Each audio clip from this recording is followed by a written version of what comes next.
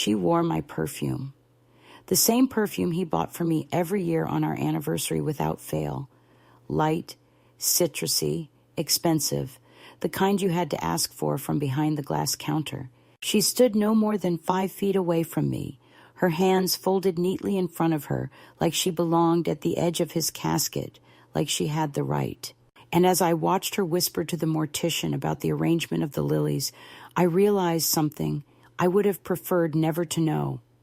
My husband had another life, a parallel world running beside mine like a hidden track on a record. And I wasn't even the B-side. I was the secret, the insurance, the convenience. I'm 73 years old now, and I live in a small stucco bungalow in Santa Rosa with 2 lemon trees, a radio that only plays jazz, and the kind of silence you have to earn. It's not a sad silence, not anymore. But I didn't arrive here gently. I arrived in pieces, dragged behind a hearse and reborn in a courtroom. But that day, the day of the funeral, I was still the fool in full widow's dress, still the loyal wife with trembling hands and perfectly folded tissues, the woman who had ironed his favorite tie the night before the heart attack and sprinkled cinnamon in his coffee like always. That morning, I had thought about how empty the house already felt without him. That night, I understood I'd never really had him to begin with. We were married for 41 years, met in college, married by spring, and lived in the kind of house that people pause in front of when walking their dogs. Quaint, well-kept, filled with good smells and framed photographs. He was charming, respected, always late, but always forgiven. I was the anchor. I handled the bills, the laundry, the Christmas cards, the rotisserie chicken on Thursdays. I raised 2 children who now lived out of state, visited on holidays, and asked about stepping up my phone plan so I could join the family group chat. We weren't unhappy, Derek and I. We were practiced. We were smooth. We were the couple that others described as solid, with that vaguely admiring, vaguely envious tone. And I believed it. Why wouldn't I? He came home every night. He kissed me on the cheek. He brought me tea when I had the flu. He held me when my sister died.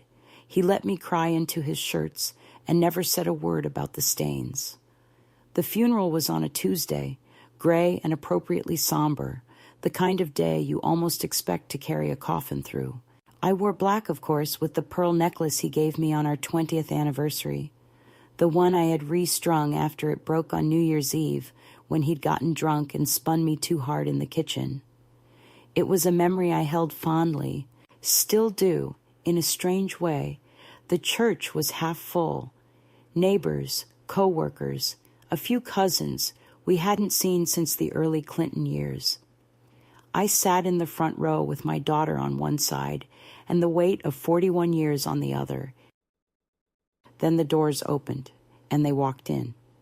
She was in her 60s, poised, well-dressed, the kind of woman who knows her angles and makes them everyone else's problem. Behind her were 2 adults, a man and a woman, both in their 30s, both visibly uncomfortable but determined. They didn't look like mourners. They looked like protesters at a rally they hadn't organized. She introduced herself to the usher as Mrs. Harlow. My name, my title, my identity, just passed along like a reusable tote. I didn't confront her then. I couldn't. I watched as she took a seat across the aisle, dabbed her eyes with a lace handkerchief, and whispered something to the man beside her. Her son, I would later learn, named Michael. The name stung. That was the name Derek and I had considered for our 3rd child, the one we lost. My heart stumbled. After the service, during the reception, she approached me as if we were 2 heads of state. Her voice was soft, practiced. We stood there, 2 women who'd shared a man, a bed, a lifetime, and neither of us had known the other existed. And still, somehow, I felt like the intruder. The days that followed were strange. disorienting, like trying to walk through a room filled with smoke. People sent condolences, dropped off casseroles, but something had shifted. I could feel it in the way they paused before speaking, the way they searched my face like it was a map with missing cities. I called his lawyer. He didn't call back. I went to the bank to inquire about our joint accounts. They were frozen. That was the first time I heard the phrase second will. The words felt like static in my ears. Second will. He barely remembered to refill prescriptions. He needed a reminder to take out the trash. But somehow, he'd managed 2 wives, 2 children, 2 households, and 2 last testaments. I sat in my kitchen that evening, drinking tea that had gone cold, staring at a photo of us from our anniversary in Lake Tahoe. He had his arm around me. He was wearing the same sweater he'd worn on the day he proposed. I remember thinking then how lucky I was, how loved, how chosen. Now I saw it for what it was, a moment preserved in syrup, sweet and stuck, with the rot spreading beneath the surface. I didn't cry, not then. There's something about betrayal that dries your eyes. It doesn't make you weep. It makes you silent, calculating, suddenly older in the bones. I slept in the guest room that night. The bedroom smelled too much like him. Or maybe it was me I couldn't face. When I went to the probate office, I dressed in gray slacks and a blazer I hadn't worn since the PTA auction in 2003. I looked like someone who was prepared. The clerk handed me a packet of documents and said, "You'll want to read this carefully." It was the first will, the one I knew, signed, dated, witnessed. It named me as sole beneficiary. The second one was thinner, shakier, dated just a year ago. No witnesses, just a signature and a note in the margin, to be split between both families. Both families. I took the documents to a lawyer of my own, a woman named Cynthia, with tired eyes and a diamond that said, "Divorced but not defeated." She read them quietly, then looked at me and said, "They don't have a case, not legally." I nodded. She added, "But they'll fight, emotionally, socially. They'll try to shame you into giving something up." I said nothing. What was there to say? I'd already given 41 years. I wasn't giving them a single hour more. What followed wasn't a battle. It was a slow erosion. They tried to claim part of the estate. I countered with documentation. They said they had memories. I had receipts. I didn't scream. I didn't threaten. I didn't go on television like they did. I simply stood still while the dust of their fabrication tried to settle on me. And it didn't, because I knew who I was, because I knew who he was, because I had lived in his house, tended his wounds, washed his socks, and held his secrets. And now I was holding the truth, and it was heavy, but it was mine. That's how I ended up here, in this quiet house with the lemon trees and the jazz radio and the silence I fought for. I don't speak to the other family. They send holiday cards sometimes. I throw them away. But I did keep one thing, the envelope from the first will. I keep it in the top drawer of my nightstand, not for proof, for memory, for a kind of gravestone that doesn't sit on a lawn, but in the soul. Because some love stories don't end in tragedy, they end in paperwork, and mine at least was filed correctly. It happened 2 days after the funeral, when the ache in my chest had settled into something like a throb behind my ribs, dull but ever present. The kind of sensation that keeps you from forgetting, even for a second, that the life you built just lost its central pillar. I was standing in the living room, still half dressed in black, sorting through sympathy cards and foil-covered casserole dishes left behind by people who didn't know what to say but wanted to be seen trying. There was a knock at the door. not sharp or urgent, just deliberate. When I opened it, I found a man in a charcoal suit, his tie crooked, as if he'd put it on in a hurry, holding a folder under his arm like it weighed more than it should have. He looked surprised to see me, and not in a kind way, more like a child caught cheating. "Mrs. Harlow?" he asked, and when I nodded, he cleared his throat and said, "I was told to deliver this to Derek's primary next of kin." I didn't blink. I held out my hand and said simply, "That would be me." Inside the envelope was a letter from a firm I'd never heard of and the first page of a will I'd never seen. Not the one our lawyer had prepared together years ago, with calm voices and soft disagreements over who would take what if both of us died at the same time. This one was typed, unsigned, dated only 6 months before his death. There was no letterhead, no witness page, just a heading, Last Will and Testament of Derek Harlow, and then, line by line, a betrayal so methodical it felt almost cold-blooded. He left his second house, one I'd never heard of, to a woman named Elise Monroe. He left a trust fund to her children, not ours, theirs, and a note in the margin scrawled in pen, "Let Martha have the lake house. She loves the view," as if that made up for the fact that he had built an entire alternate life without me. I sat down on the edge of the couch, the letter trembling in my hands. Elise Monroe. That name wasn't unfamiliar. I realized slowly that I had seen it before. Once, years ago, on a holiday card that arrived by mistake, addressed to him, no return address, just warm wishes from Elise, Michael, and Sarah. I had assumed it was a distant cousin, a client maybe. Derek had laughed it off, said, "She's someone from the old job, must have sent a batch to all her contacts." I hadn't pressed. I had trusted him.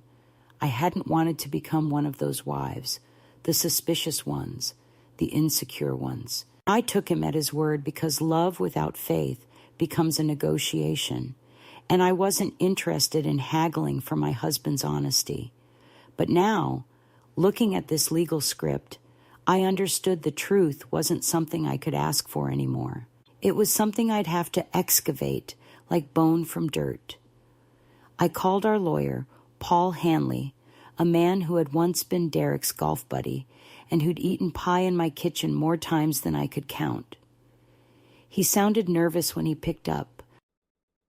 "Martha," he said too brightly, "I was meaning to call you." "Did you know about this second will?" I asked. There was a pause. "I received it shortly after the funeral," he said. "But it doesn't have legal weight. It's more of a personal expression than a binding document. The official will, the one on file, is still the one you and Derek signed together." I could hear him shuffling papers, but it's already being contested. "By whom?" I asked, though I already knew the answer.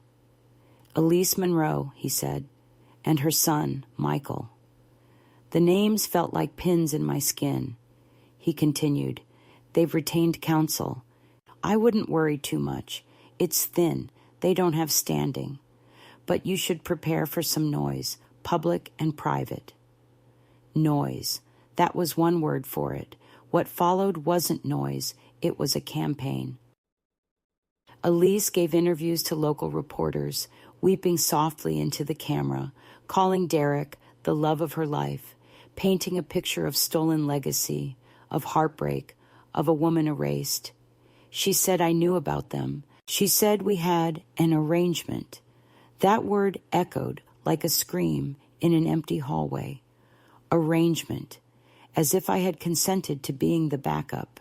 As if I had chosen to share my husband with a woman who wore my perfume and called my children his first family. My daughter called me crying, "Mom, is it true? Did you know?" My voice didn't shake when I said, "No, darling, I knew nothing, and I won't let them rewrite this story just because he's not here to correct them." But inside, something fractured, because I realized I didn't know if he would have corrected them. Maybe he would have stayed silent. Maybe he would have let her speak and simply walked away, like he always did when things got complicated. I found more. Old receipts in his glove compartment, hotel bookings, flights he'd told me were for conferences that hadn't existed, a second cell phone tucked behind the books in his study, still charged. I went through the texts. They were mundane in their intimacy. Pick up milk. Sarah's rehearsal is at 6. Miss you. And then, from the day before his heart attack, wish you were here instead. That one gutted me, because I remembered that day. I had made him soup. I had ironed his shirts. I had run out to the pharmacy in the rain because he had a cold and hated the generic brand. And while I was doing all that, he was wishing for someone else's presence, wishing me away. I didn't throw the phone. I didn't scream. I placed it back exactly where I found it and closed the drawer, because if I started breaking things, I wasn't sure I would know how to stop. That night, I sat with the folders in front of me. His real will, his fake one, bank statements, birth. He'd kept it running while we were planning college visits, while we were holding hands in church, while we were fighting over the color of the guest room curtains. He had split himself in two and given each half just enough to survive. And I had been the half that baked casseroles and ironed linens and carried the family name like a shield. I thought about that, how I'd defended him when the kids said he was distant, how I'd smoothed over his forgetfulness and temper and strange absences. I thought about every dinner party where I smiled through his stories, every holiday where I kissed his cheek, every time I told my friends he was just a little tired. I had been tired too, but I kept showing up. I showed up every day. Elise didn't show up to the hearing. She sent her son instead.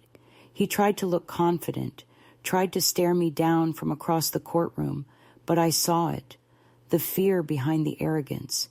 He thought I would fold. He thought, like his mother, that the nice wife in pearls and kitten heels would back down when confronted with conflict. But I didn't fold. I sat straight. I spoke clearly. I let the evidence speak louder than grief. And when the judge ruled in my favor, I didn't celebrate. I simply nodded and left the room, because I hadn't won. I had just confirmed that what I had lived was real. Back home, I poured myself a glass of wine, not to toast, but to mourn properly, fully. Not just the man I'd lost, but the man I never really had. I stood in front of the mirror and looked at myself, not as a wife or a widow, but as a woman who had endured the kind of betrayal that unravels you from the inside and somehow still remained intact. I was still here, still breathing, still capable of deciding what happens next, and that for the first time in weeks felt like enough. After the ruling came down and the paperwork was stamped, I thought perhaps that would be the end of it, not the grief, not the betrayal, but the constant grinding tension of being questioned, of watching strangers speculate about my life like it was a neighborhood scandal or some juicy television drama with low stakes and a high body count. But it wasn't over. It only shifted. What came next was something subtler, quieter, harder to name. The calls slowed, then stopped entirely. Friends who had once invited me to dinner every other Sunday began to send polite texts that trailed off into silence. Women I had known for decades, coffee companions, book club acquaintances, fellow volunteers, avoided eye contact in the aisles of the grocery store. They looked at me like I had done something obscene. Like winning the case meant I had rubbed salt into someone else's wounds, as if grieving publicly for a man who had deceived me and reclaiming what he legally left me was an act of aggression rather than survival. I didn't respond. I didn't chase anyone down to explain myself. I've learned that the more you justify your right to breathe, the more people expect you to keep proving it. One afternoon, I stopped by the florist to pick up marigolds for the front garden. Marigolds were his favorite. At least that's what he told me. Now I wondered if he'd said the same thing to her. I asked the young woman behind the counter for a dozen. She looked at me for a moment, narrowed her eyes slightly, and said, "You're her, aren't you?" The wife. The word landed oddly, like a slur or a label you scrape off the back of a jar. I said yes, because what else could I say? She didn't reply, just rang me up in silence and handed me the flowers without a smile. That night, I didn't plant them. I threw them into the compost bin, not out of bitterness, out of exhaustion. I couldn't bear to dig a hole in my garden for something that no longer belonged to me. The mailbox became a kind of battleground. At first it was quiet. Bills, sympathy cards, a few notices from the court. Then came the letters from Elise's lawyer. First polite, then forceful, claims of moral inheritance, emotional debt, assertions that she had given Derek the best years of his life. I didn't dispute that. Maybe she had. But that didn't mean she could have the house I cleaned every Saturday or the bank account I helped build when we were living paycheck to paycheck, rationing cereal and borrowing chairs from neighbors. I didn't respond to the letters. I let my lawyer handle them. But each envelope chipped away at something. My calm, my sense of stability, my understanding of what I was supposed to feel and when. I started noticing other things too. A car parked across the street for hours at a time. Once, a woman I didn't recognize rang the bell, and when I opened the door, just stood there staring before saying, "I wanted to see if you looked like a thief." Then she walked away. No name, no explanation, just cruelty served cold. I sat back down at the kitchen table, my tea now cold, and realized I hadn't spoken aloud in over 36 hours. The silence had changed. It wasn't peaceful anymore. It was tight, compressed, the kind that presses on your eardrums and makes you doubt your own thoughts. I went to the pharmacy, and the clerk addressed me by my first name, which he'd never done before. He handed me my prescription and said, "Must be nice winning like that." I didn't answer. I just nodded and walked out, the bottle rattling in my purse like bones in a box. Even my own children were shifting. My son, who had once sent me long emails full of updates and photos, now sent only terse lines. "Hope you're doing okay." Kids say hi. My daughter called, but only to ask logistical questions about the estate. No one asked how I was sleeping. No one asked if I'd eaten. I could have been a vault, a document, a beneficiary, not a person. The worst came from Sarah, not her directly. She never reached out. But someone sent me a video clip of her speaking at a local event about legacy theft, as she called it. She never said my name, but the implication was clear. She spoke about growing up in a shadow, about the pain of being the unacknowledged child, about how her father had wanted to do right by her, but was manipulated by forces beyond his control. That phrase, forces beyond his control, made me want to scream. He wasn't a child. He was a man with keys, passwords, calendars, and choices. Every lie he told while looking me in the face. Every weekend trip, every missed birthday, every late return home was a decision. And now, somehow, I was the villain because I hadn't rolled over and given away the life I built for the sake of their comfort. I began to lose track of days, not in a confused, senile way, but in the way a person does when time stops making sense. The clocks ticked, but nothing moved. I made toast. I washed plates. I folded laundry that wasn't dirty just to feel my hands working. I stopped listening to music. I turned off the TV. The quiet became a way of life. One morning I sat in my bathrobe until 4 p.m, staring at the curtains. They were ones he'd chosen. I hadn't liked them, but I'd said yes anyway. I made tea, poured it, let it go cold, made another cup. I found myself rereading old emails he'd sent, trying to decipher if there had been a code, a hint, a gap I'd missed. There wasn't. He'd said, "Love you," and "be home soon," and "thanks for dinner," like a man who meant it. And maybe he did. Maybe he had meant it in that moment. Maybe love was just a series of sincere moments with expiration dates. Then came the magazine article. Not a scandal rag, but one of those lifestyle publications with glossy pages and soft fonts, the kind that pretends to care about human interest. Elise was interviewed. She posed beside a bookshelf, one hand resting delicately on a frame that held a photo of Derek. Our Derek. She spoke about loss, about injustice, about the quiet rage of being erased. There was no mention of our marriage. No acknowledgement that she had shared a man with another woman for decades. The article framed her as a tragic figure, misunderstood, marginalized, morally pure. I read it twice. Then I tore it up, slowly, piece by piece, and fed it into the garbage disposal. It didn't make me feel better. It just made me feel real, solid.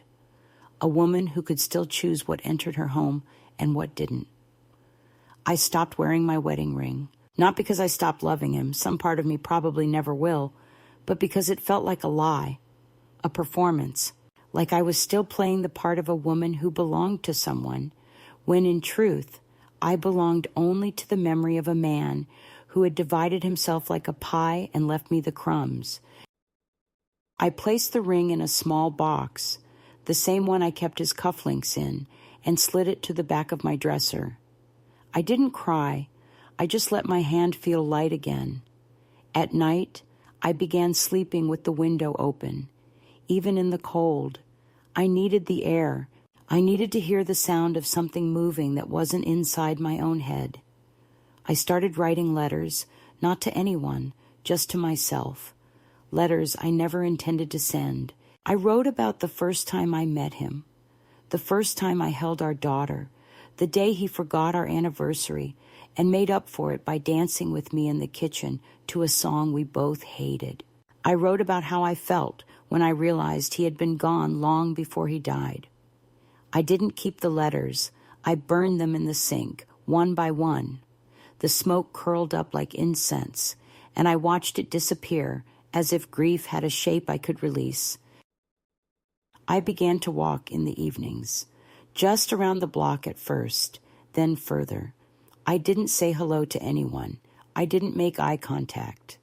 I walked like a ghost, trying to remember the feel of pavement. The rhythm of my steps was the only thing that felt honest. Left, right, left, right. One foot in front of the other, like moving forward was still an option. And all through this, the calls kept coming, not from people, but from institutions. The bank, the insurance company, the charity board he'd been part of. Everyone wanted a piece. Everyone wanted something signed, confirmed, accounted for. I became an administrator of a life that had deceived me. Every signature felt like betrayal. Every check I wrote in his name felt like a confession.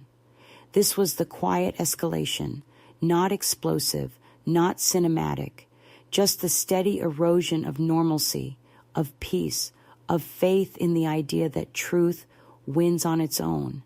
It doesn't. You have to claim it. Guard it. Sometimes even bleed for it. And I did, quietly, without fanfare, without apology. Because even if no one else remembered who I was in his life, I did. And I would not be erased. Not now. Not ever. It happened one morning in early spring, when the air outside was still sharp enough to bite, but soft enough to whisper of change. I had gone to the post office to collect a certified letter, something from the pension office or perhaps another formality trailing from Derek's estate, and as I waited in line behind a man arguing over a missing package, I realized I had forgotten to put on my wedding ring again. I reached into my coat pocket instinctively, but of course it wasn't there, and for the first time, I didn't feel the absence as loss. I felt it as space, clear, clean space. I stood a little straighter. When I returned home, I put the letter aside without opening it and spent the afternoon rearranging the furniture in the living room. I moved the armchair to face the window instead of the fireplace, turned the rug the other way around, took down the photo of our wedding, and replaced it with a landscape print I'd always liked, but which Derek had dismissed as too empty. That emptiness, I now realized, was a kind of peace. That same week, I found myself in a consignment shop on Main Street. I hadn't intended to buy anything. I went in to avoid the wind and to escape the eyes of a woman I recognized from the church who had begun whispering as I approached. The shop smelled of lemon oil and dust. Old wood creaked under my feet. I tried it on in front of the mirror, more from reflex than desire. It suited me in a quiet way. I didn't think. I bought it. Cash. No hesitation.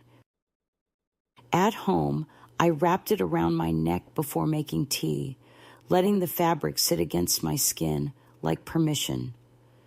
Something shifted that day, not in a grand, transformative sense, but in the subtle, irreversible way that water changes temperature just before a boil. I began to notice the house didn't feel like his anymore.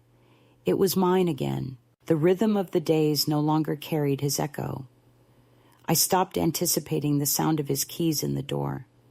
I stopped expecting to hear his voice when the phone rang. I started playing music again, jazz mostly, the kind with long, slow trumpet solos that stretched across the room like threads. I danced once, alone in the kitchen, while waiting for the kettle to boil. It wasn't graceful. My knees didn't approve. But my body remembered something it had long forgotten, how to move without waiting for someone else to lead.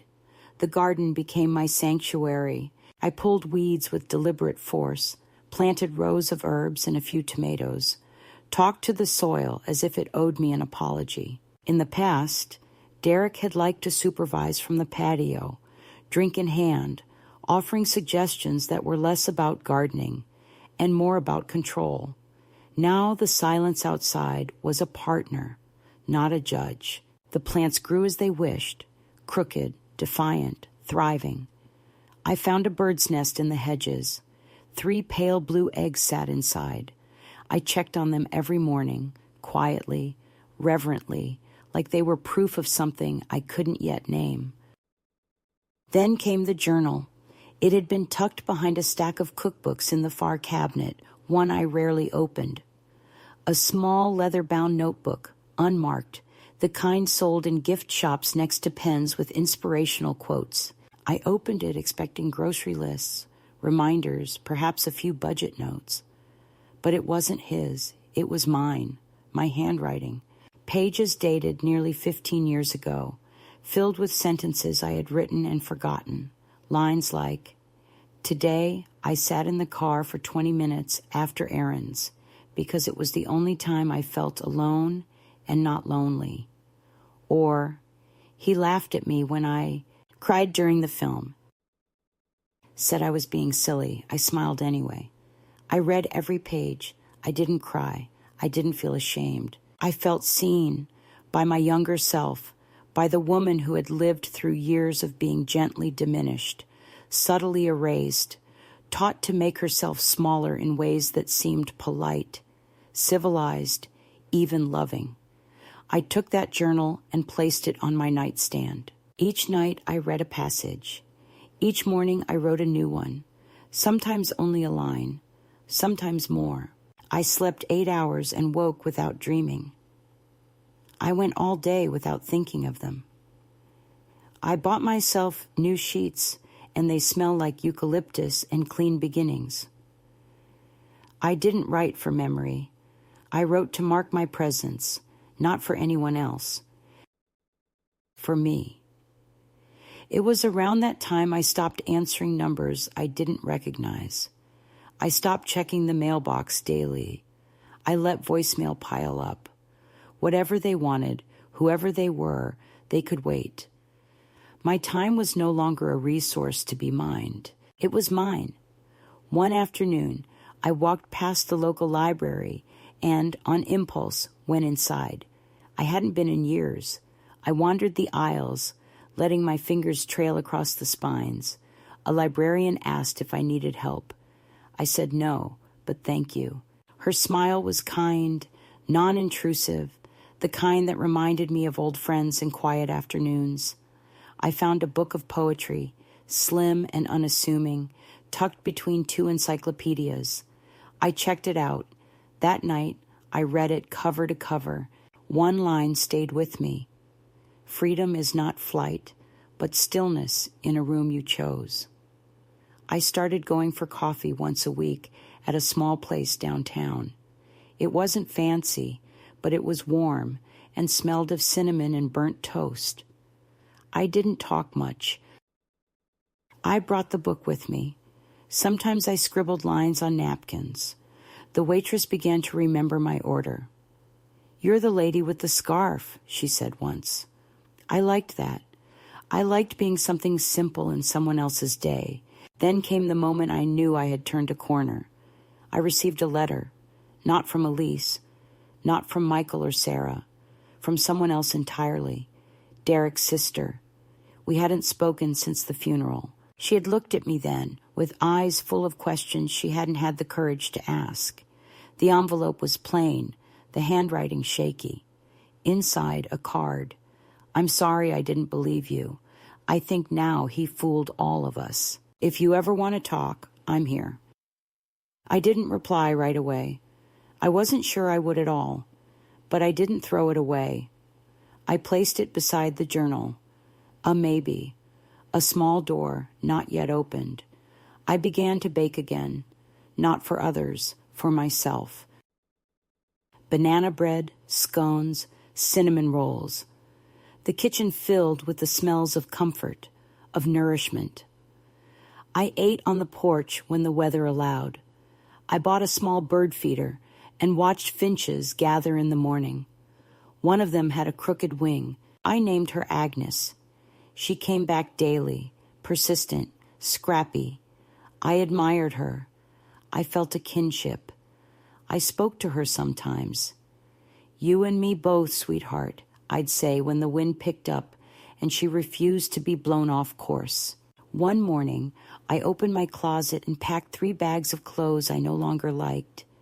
Things I'd worn for him, blouses he complimented, dresses he chose.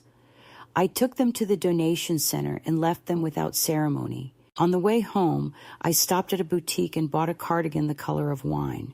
Deep, unapologetic, nothing he would have picked. It felt like claiming new skin.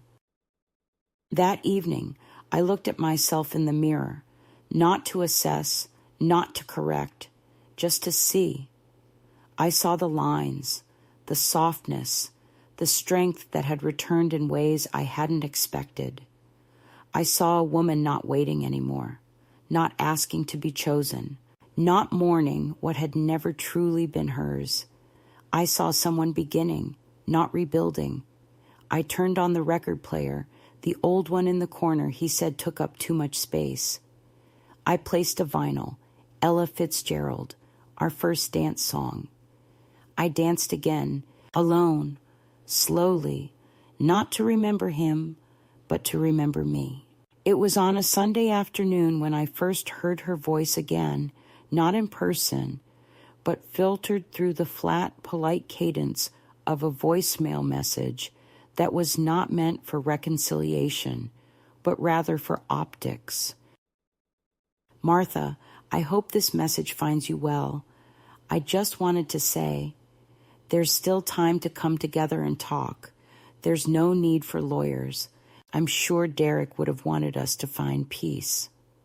I replayed it 3 times, not because I didn't understand what she meant, but because I needed to make sure I wasn't mishearing the condescension woven between each syllable, the passive tone polished, to sound generous, as if I were the one who had to be soothed, convinced, reined in. I deleted the message and went to make tea, but I burned my tongue because I wasn't paying attention to the steeping time, and by the time I sat down to drink it, I could still taste the bitterness of chamomile laced with something sourer, contempt. That was the beginning of her second wave, the quiet campaign that began to bleed into my days, like a slow drip from a cracked faucet, constant, rhythmic, impossible to ignore even when you pretend not to hear it. I started receiving strange envelopes in the mail, not legal this time, personal. A photograph of Derek and Sarah at some beach picnic, framed in bright summer colors, with a handwritten note. He loved us too. No name, no return address. Then came the email from Michael, Derek's second son, asking if I'd be open to meeting halfway because, as he put it, you've already got the lion's share and we're just trying to preserve our memories. As if memories were a currency I could wire them, as if what they were owed could be measured in furniture or stocks, or the house I had painted with my own hands in 1996 when we couldn't afford contractors. I didn't reply. I didn't throw the emails away either. I let them sit in my inbox like flies pressed against glass, dead but visible. I knew what they were doing. They were testing the walls, looking for a crack, hoping I might tire of holding my position, that my silence might mean surrender. And perhaps the most disturbing part was not the letters, not the veiled attempts at guilt or the sudden public performances of grief posted online. Sarah started a blog. Of course she did. It was the way my daughter began to shift. At first it was subtle, questions couched in careful neutrality. Mom, are you sure you want to keep the second house? It's a lot to manage. Then more pointed. Maybe you could let them have something just to end it. What's the harm? The harm, I told her, was not in the giving, but in what it implied, that I had taken something unfairly, that I was being asked to pay interest on my pain so that someone else could feel morally tidy. I reminded her that she'd grown up in that house, that I'd read her bedtime stories under the same roof those people now claimed to be half theirs. She said nothing. The next time she called, she didn't bring it up. But I could feel it, the way one feels a storm in their joints long before the thunder starts. It was during this time that I found the letter, not from Derek, not from any of them, but from myself, one I'd written 5 years ago during a particularly brutal winter when he had gone on a business trip, and I had slipped on the ice, carrying groceries home alone. I'd fallen hard, bruised my hip, and sat there in the snow for a long time before dragging myself inside. That night I'd written, if I ever forget what it feels like to be entirely alone while someone tells you they love you from a hotel room 3 states away, read this. Remember this ache. I didn't remember writing it, but I remembered the pain, and finding it again, with my own handwriting staring back at me, reminded me that the truth of what I'd endured was not something new. It had simply come into sharper focus. Elise showed up once, not at my door, but outside the cafe I had started frequenting, the one with the dusty tables and the good coffee where the staff had learned my name without learning my story. She stood across the street for a while, watching. I recognized her immediately. She wore the same shade of lipstick I used to wear, a detail that should have been meaningless but wasn't. She didn't come inside. She just looked, then turned and walked away. But the barista noticed. That lady's been here before, she said. Always stands outside like she's lost. I nodded, thanked her, and added a larger tip than usual. That night, I double-locked the door, Not because I was afraid she'd come in, but because I needed to remind myself that she couldn't. Then came the article. Not in a gossip magazine this time, but in the community section of the local paper, under the headline, "Unclaimed Legacy, A Family's Search for Closure." There was a photo of Derek, younger, smiling in a way I now questioned. Was that smile ever really mine? And a quote from Sarah. "We just want to feel seen. We just want to understand why we were forgotten." They weren't forgotten. They were hidden. They were secreted away like old receipts at the bottom of a drawer, tucked behind business trips and late nights and locked drawers that I had been told not to open because privacy matters in a marriage. I wanted to respond. I wanted to call the paper, to write a letter, to scream, but I didn't. Instead, I went to the bakery and bought myself a small lemon tart, the kind I used to make from scratch before I learned how invisible homemade effort becomes when someone's already looking for novelty. I sat on the park bench and ate it slowly, fork bite by fork bite, and let the bitterness of the lemon remind me I was still capable of choosing what I consumed and what I did not. One evening, my lawyer called. She said they were trying to reopen the case, citing new emotional evidence. I asked her what that meant, and she sighed. It means they've found a sympathetic journalist, a few signatures from former colleagues, and a shaky timeline they hope can look like intent. I asked if I needed to prepare. She said no, but stay steady. I stayed steady. That night, I reread our mortgage documents, our insurance forms, his medical files. I needed to remind myself of the facts because the world had turned everything else into fiction. Then came the final straw. Lisa, Derek's cousin, someone I'd once considered a friend, who emailed me to say she had been contacted by Elise. "She just wants to understand," Lisa wrote. "Wouldn't it be kinder to meet her, woman to woman? As if womanhood was a contract of forgiveness. As if we owed each other softness by default." I didn't reply. Instead, I printed the email and slid it into a folder marked "Insults Disguised as Empathy." I started volunteering at the library, just a few hours a week, restocking shelves, helping with programs. The librarian, a quiet woman named Evelyn, didn't ask questions. She simply handed me a name tag and said, "There's a cart that needs reshelving." I took it. The books were in no particular order, and I liked the randomness.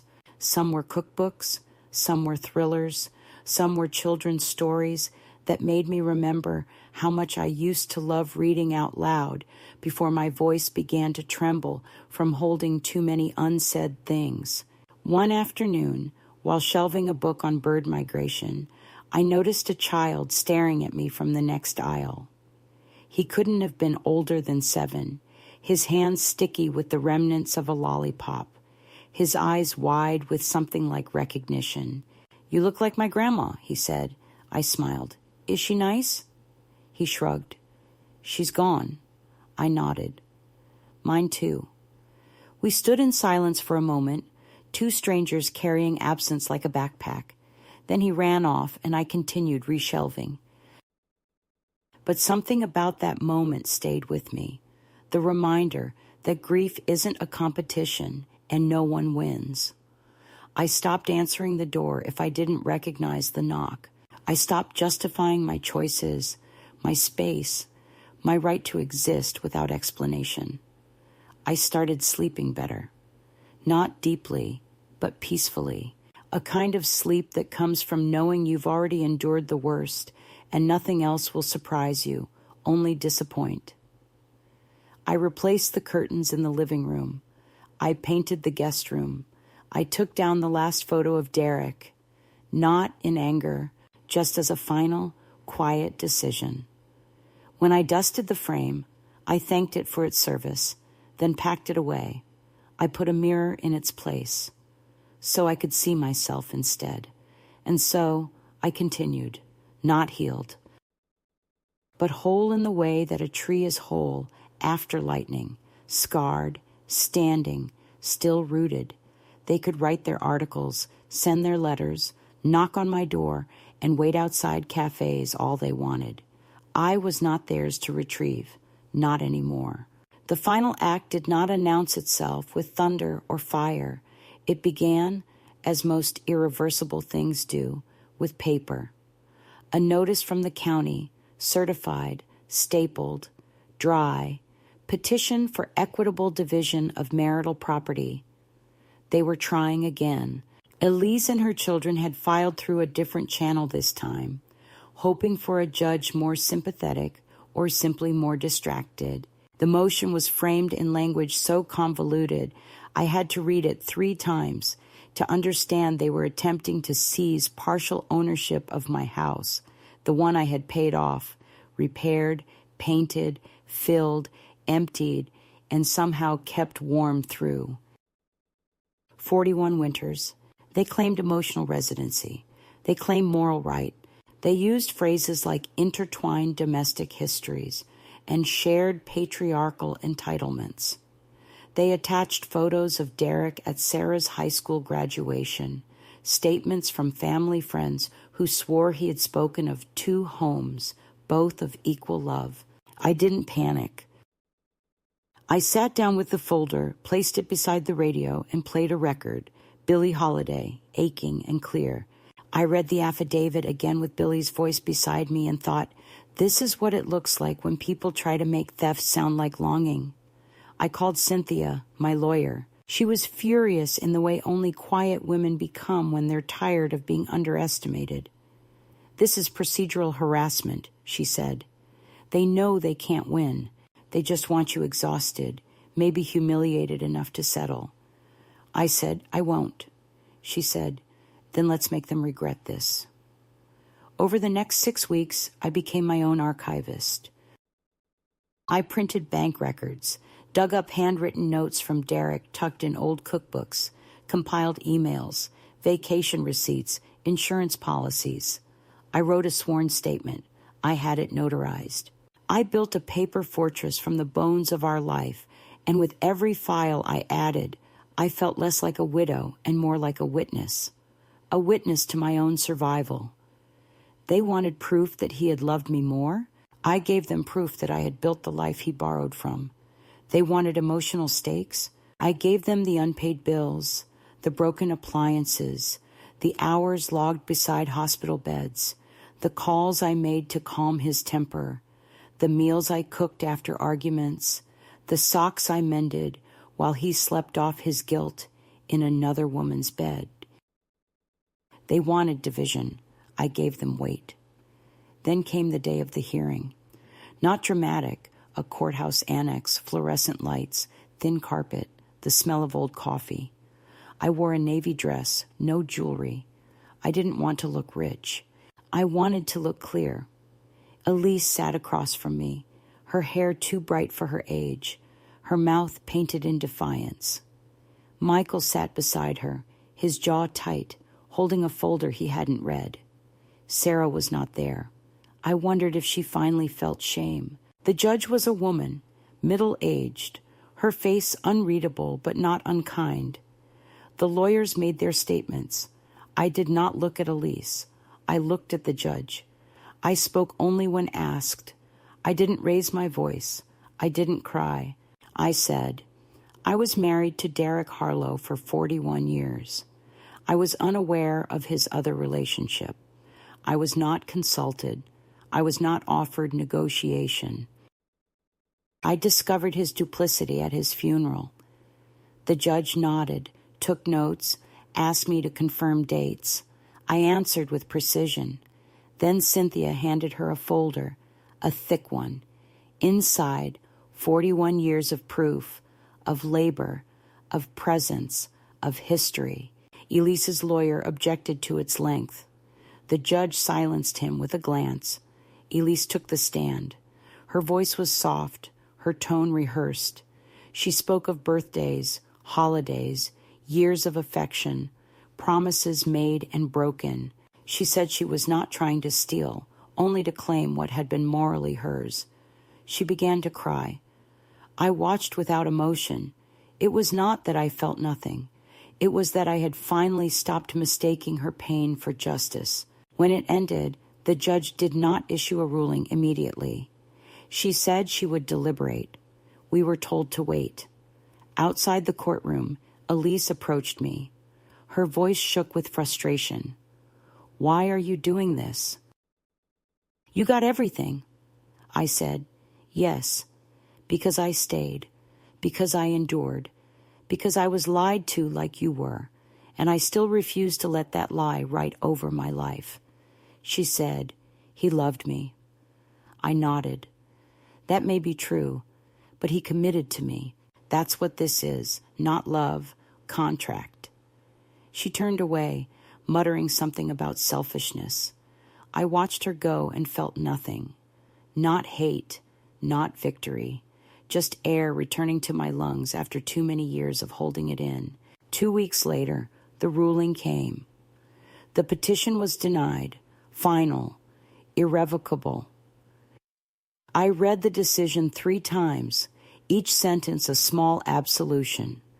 The court acknowledged my role, my rights, my claim. They cited duration, legal dependency, sole ownership. They used words like uncontested evidence and established occupancy. They called me the surviving spouse of record. I closed the letter and exhaled, not triumph, release. I didn't call anyone, not my children, not Cynthia. I made tea. I took a walk. I sat under the lemon tree, let my hands rest in the dirt, and thought about nothing for the first time in months. No defense to prepare, no story to rewrite, no eyes to answer, just quiet, mine. That night, I lit a candle in the kitchen.